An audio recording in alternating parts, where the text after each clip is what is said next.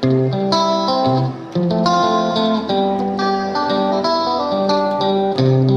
everybody, welcome to Life is Sunny Lee with Kathy Jarvis.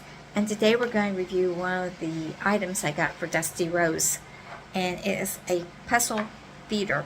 And it's made by Avoar, A-V-O-A-R. And it's about 11 by 11 inches and just not quite an inch tall, maybe a little over an inch. And this is what it looks like. It's got 21 movable parts and 24 hose that you can fill with food. And it's, you can wash it with soap and water, or you can actually put it into the dishwasher.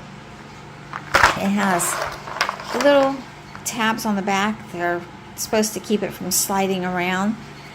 It does slide a little, but she is a big dog, a big puppy, and she's learning. But it stimulates her mind to work, as she has to work to get to the food. She has to move these either with her paws or with her nose and get to the food inside. And it has a squeaky toy in the center that she can squeak on and interact with. The only thing I did find with it is you don't really want to overflow the chambers, because if you get too much in there, they won't